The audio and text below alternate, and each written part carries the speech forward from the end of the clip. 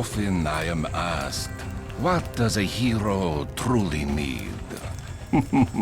Dota 2 is a game of extremes. Every victory feels momentous and every loss devastating. This excitement is finely tuned whether you're a few experience points away from a new ability or 500 gold short of a big item. It's a game of virtually unending depth, and each match is a learning experience. Dota 2 is intimidating, but it's also one of the most fun and generous multiplayer games available. Got a feeling things are gonna pick up real soon. The game places two 5-player teams on opposite corners of a map. The goal of these teams is to push forward through 3 lanes, eventually destroying the opposing team's base. Each player has a unique hero that has his own set of abilities and suggested items to purchase. That's the way. It's these heroes that make Dota 2 as absorbing as it is. Whether you're playing a druid that controls a bear, a prophet that can teleport around a map, or a warlock that summons hellish minions, no hero is mundane. Since there are more than 100 heroes to choose from, you can spend dozens of hours with Dota 2 without having played most of its roster. Seriously, I lost count. The fact that the game is free and none of its heroes are behind a paywall is fantastic. Everything you can purchase is entirely cosmetic, like outfits from your favorite heroes or custom announcers, such as Rux from Bastion. Someone who spends $100 has absolutely zero advantage over someone that doesn't spend anything at all. How about that?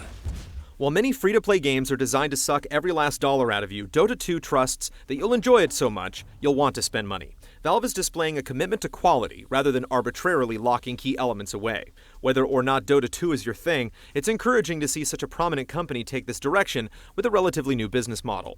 Team Fortress 2 pioneered the way forward, but Dota 2 is a much larger statement that's even bigger in scope. Let's just say it's a winning streak. Besides going over the basics, the tutorials discuss more advanced concepts such as last hits and controlling the courier, which are both extremely important. You can only gain gold from creatures if you deliver the killing blow, and since each hero has a different attack speed, learning when to strike takes patience. The courier is also invaluable since it delivers items to you, preventing an unnecessary trip back to the base to grab gear. By far the most helpful tutorials come at the end, where matches are simulated with bots. During these matches, you can only select a limited number of heroes, and each of them are relatively easy to learn.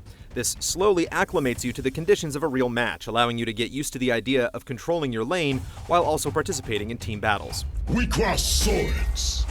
These large-scale battles are the highlight of Dota 2. At some point during any given match, one team will gather in a single lane and try to push as far as they can into enemy territory. This requires the other team to also band together to defend. Two things generally determine the outcome of team battles: skill and composition. Players that can coordinate their attacks and master timing have an enormous advantage over players that spam abilities without thinking. It's also important that each player's abilities complement the team. Nothing is more unfortunate than getting into a big fight when no one on your team can stun opposing players. Despite discussing numerous aspects, there's still so much that the tutorials don't cover, such as jungling, ganking, and the importance of wards. It isn't fair to expect tutorials to cover every single nuance of a game, but in Dota 2, knowledge is power. The team that knows more is the team that will win. While Valve is trying to be instructive and welcoming, it's unfortunate that a lot of things have to be learned the hard way.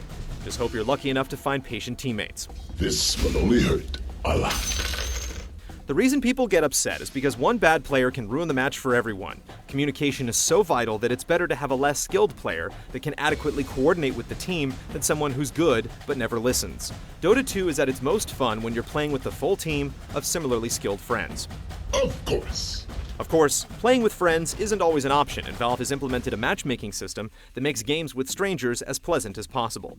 Matchmaking is determined by a hidden rating, meaning players of similar skill will be grouped together. It isn't perfect, but rarely will you find yourself in a match with absolutely zero chance of winning. Your bottom tower's in a tight spot.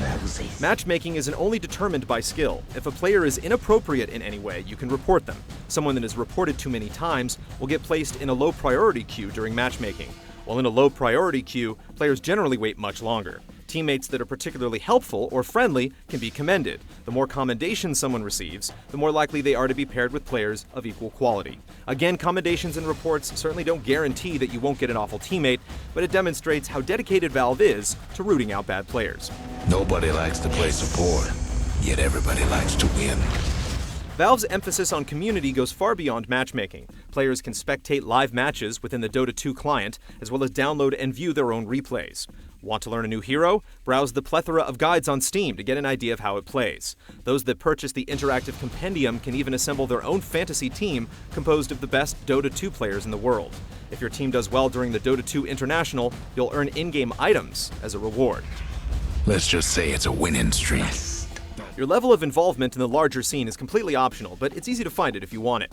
Multiplayer communities generally rely on outside websites, groups, and forums, but Dota 2 is doing as much as possible to work these things into the game itself, creating a more approachable environment. Competitive multiplayer is disposable in far too many games, and it's often poorly supported and forgotten a few months later, or replaced by annual sequels that change very little.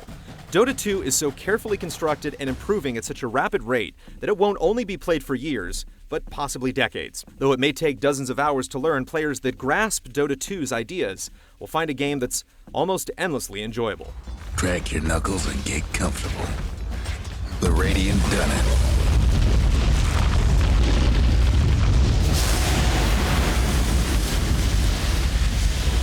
Sorry to victory.